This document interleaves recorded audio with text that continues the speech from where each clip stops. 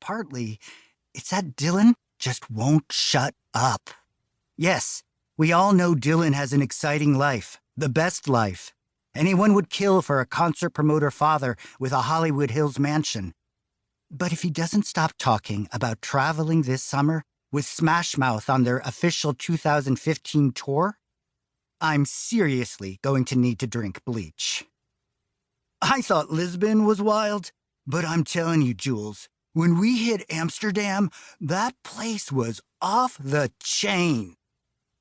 I mean, how is my news going to compare to that? Coming out just doesn't measure up to groupies in Berlin and private jets. Not these days. But if I can't tell friends I've known for years, how am I going to tell strangers? Maybe strangers would be easier. There wouldn't be so much on the line. So many expectations. Earth to Jules, hello? I jolt back to the present, start dribbling the basketball again. What did you say? I ask, trying to cover. But Dylan's already given up on me and is checking out his Snapchat feed. Greg's playing on his phone, as usual. No one's talking. It'd be the perfect moment. Each bounce of the ball leaving my hands is like a command. Tell them. Tell them. But I can't. It's tricky with Dylan. Not that he would punch me or call me out or anything like that. No. He'd just look at me with those sleepy blue eyes and say something casually sarcastic like, "Well, that was no mystery," or "That explains a lot," which would somehow be just as bad. Without looking up, Dylan asks, "Are we going to keep shooting hoops, or do you guys want to play Xbox?" Greg finally disconnects from his phone. "Hell yes, Xbox!" Jules? I've never really been that into gaming, but everyone else is, so I shrug. Whatever is cool with me. Dylan doesn't move, though, and inertia sets in. We keep shooting hoops on the blue acrylic of Dylan's dad's basketball court.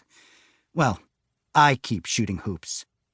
Greg's camped out just outside the key, dodging any ball that falls near him and smashing aliens on his phone. His straight black hair covering most of his face as he bends his head down. Dylan's off to the other side, texting, wearing some fresh Yeezy boosts that look like they just came out of the box. I dribble and shoot around both of them, a moon orbiting two fixed planets in a sky blue space. We haven't been in the same school together since 5th grade. We mostly see each other during the summer. Old habits. I wonder if we have anything in common at all anymore. Dylan looks up suddenly and squints at me, blonde hair flopped over one eye. "You're not going to like Earl Warren High," he tells me. "How would you know?" I say, pretending to throw the ball at him. He doesn't even flinch. "Why?"